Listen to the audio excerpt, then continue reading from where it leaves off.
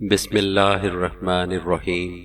کتاب محمد الرسول اللہ صلی اللہ علیہ وسلم، جلد اول، مصنف خواجہ شمس الدین عظیمی صاحب، عنوان دعوت حق۔ سورہ شعراء کی آیت 214 کا ترجمہ۔ اپنے قریبی رشتہ داروں کو دین اسلام کی دعوت دیں۔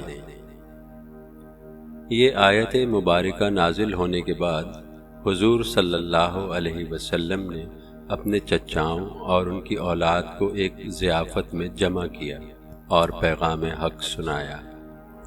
ابو لہب یہ سن کر بولا، تمہارا خاندان سارے عرب سے مقابلے کی تاب نہیں رکھتا، نادانی کی باتیں نہ کرو، تمہارے لیے تمہارے باپ کا خانوادہ ہی کافی ہے۔ اگر تم اپنی بات پر قائم رہے تو یہ بہت آسان ہوگا کہ قریش کے سارے لوگ تم پر ٹوٹ پڑیں اور بقیہ عرب بھی ان کی مدد کریں، اور میں سب سے زیادہ حقدار ہوں کہ تمہیں پکڑ لوں۔ اس پر نبی کریم صلی اللہ علیہ وسلم نے خاموشی اختیار کر لی اور اس مجلس میں کوئی گفتگو نہ کی۔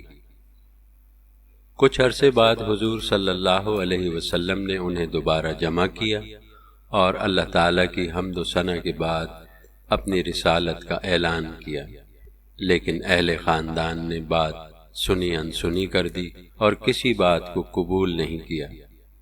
قرابت داروں کو تبلیغ کے حکم پر جب عمل درآمد ہو گیا تو سورہ الحجر کی آیت 94 نازل ہوئی۔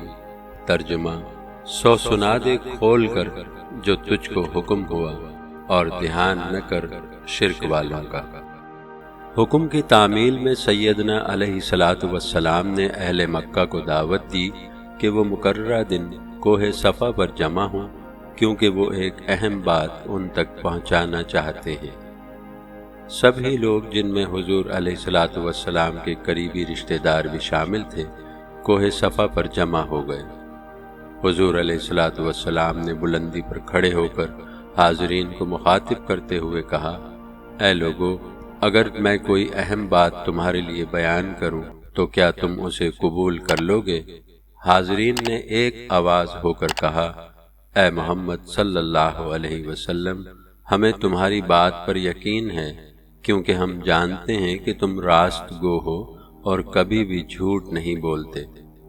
حضور علیہ السلام نے کہا، اے لوگو، اللہ نے مجھے رسالت کے لیے منتخب کر لیا ہے، اور میں اس کی طرف سے مامور ہوں تاکہ میں تمہیں احکام خداوندی کو ماننے اور اللہ تعالیٰ کی اطاعت کرنے کی دعوت دوں، اور اگر تم لوگ اللہ کی اطاعت سے منہ پھیرو گے تو تم پر اس کا غضب نازل ہوگا۔ جب حضور صلی اللہ علیہ وسلم نے ان کلمات کو ادا کیا تو ابی لہب نے چلاتے ہوئے کہا، اے محمد صلی اللہ علیہ وسلم، کیا تو نے یہی بات سنانے کے لیے ہمیں یہاں بلایا تھا؟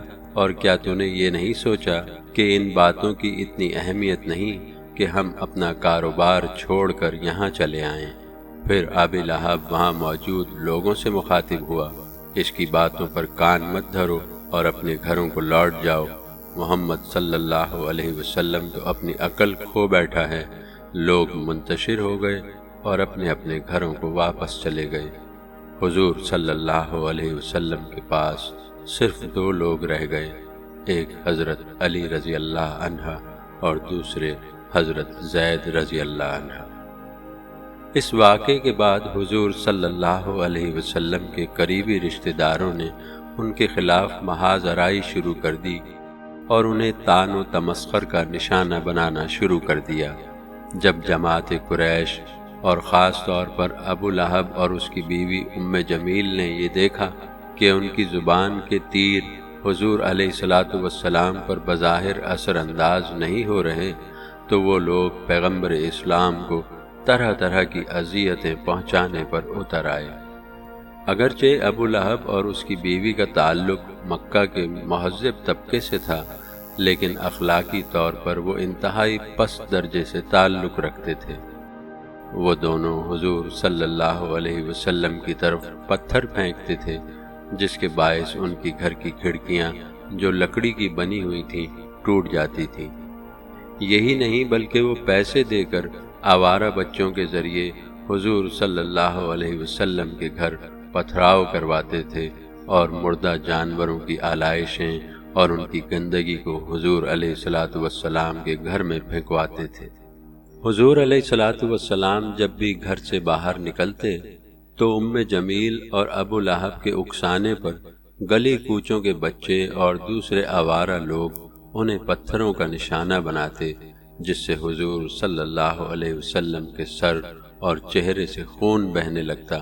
حضور علیہ الصلوۃ والسلام اپنے دامن سے خون پونچھتے اور جب گھر واپس پہنچتے تو حضرت خدیجہ رضی اللہ عنہا انہیں اس حال میں دیکھ کر دکھ بھرے لہجے میں پوچھتی، یا محمد صلی اللہ علیہ وسلم، کیا آج بہت رنج اٹھایا ہے؟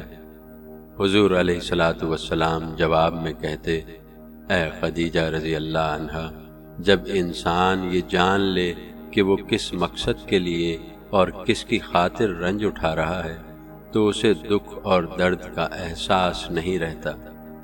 ابو لہب کی بیوی حضور علیہ الصلوۃ والسلام کی راہ میں نوکیلے کانٹے بچھاتی تھی تاکہ وہ ان کے پاؤں میں چبھ جائیں، اور جب حضور علیہ الصلوۃ والسلام گھر پہنچ کر اپنے پاؤں سے کانٹے نکالتے تو خون جاری ہو جاتا۔ حضور علیہ الصلوۃ والسلام کے خاندان والوں نے انہیں اتنی تکالیف پہنچائیں کہ ایک دن دل برداشتہ ہو کر خدا کے حضور عرض کیا، اے اللہ، تو بہتر جانتا ہے ان میں سے کوئی بھی تیرے دین کو قبول کرنے پر تیار نہیں۔ اس موقع پر اللہ تعالیٰ نے اپنے حبیب صلی اللہ علیہ وسلم کی دلجوئی کی۔ سورہ الحجر آیت 94 تا 99 کا ترجمہ۔ سو سنا دے کھول کر جو تجھ کو حکم ہوا، اور دھیان نہ کر شرک والوں کا، ہم بس ہیں تیری طرف سے ٹھٹے کرنے والوں کو جو ٹھہراتے ہیں اللہ کے ساتھ اور کسی کی بندگی، سو آگے معلوم کر لیں گے۔ اور ہم جانتے ہیں کہ تیرا جی رکتا ہے ان باتوں سے، سو تو یاد کر خوبیاں اپنے رب کی اور رہ سجدہ کرنے والوں میں، اور بندگی کر اپنے رب کی جب تک پہنچے تجھے یقین۔ ابی لہب نے جب یہ دیکھا کہ سیدنا علیہ الصلوۃ والسلام حق بات کہنے سے نہیں رکتے تو اس نے کمینگی کی انتہا کر دی۔ حضور علیہ الصلوۃ والسلام کی 2 صاحبزادیاں حضرت رقیہ رضی اللہ عنہا اور حضرت ام کلثوم رضی اللہ عنہا ابو لہب کے گھر بیائی ہوئی تھیں۔ حضور صلی اللہ علیہ وسلم کو رنج میں مبتلا کرنے کے لیے اس نے اپنے دونوں بیٹوں سے انہیں طلاق دلوا کر باپ کے گھر بھیج دیا، اور کہلا بھیجا کہ ابو لہب کے بیٹوں کو یہ زیب نہیں دیتا کہ ان کی بیویاں محمد صلی اللہ علیہ وسلم جیسے شخص کی بیٹیاں ہوں، کیونکہ آج محمد صلی اللہ علیہ وسلم تمام لوگوں کی نفرت اور مذمت کا شکار ہے، اور ایسے شخص کے ساتھ تعلق رکھنا مکے میں شرم کی نگاہ سے دیکھا جاتا ہے۔ حضرت خدیجہ رضی اللہ عنہا اس واقعے سے بہت دل برداشتہ ہوئیں، لیکن حضور علیہ الصلوۃ والسلام نے انہیں تسلی دیتے ہوئے صبر کی تلقین کی۔ حضور علیہ الصلوۃ والسلام ایک باپ تھے، اور دوسرے تمام والدین کی طرح انہیں بھی اپنی بچیوں کا گھر بار اجڑنے پر صدمہ پہنچا تھا، لیکن خاندانی دشمنی اور طرح طرح کے نفسیاتی دباؤ کے باوجود ان کے قدم نہ ڈگمگائے، اور انہوں نے خدا کے دین کی تبلیغ میں ایک لحظہ بھی فروگزاشت نہیں کیا۔ بہرحال بعثت کے 4تھے سال تک ان کے قریبی رشتہ دار اور قبیلہ قریش کے دوسرے افراد انہیں مختلف قسم کی اذیتیں پہنچاتے رہے۔ اس کے بعد انہوں نے حضور علیہ الصلوۃ والسلام کو اپنے راستے سے ہٹانے کا منصوبہ بنایا۔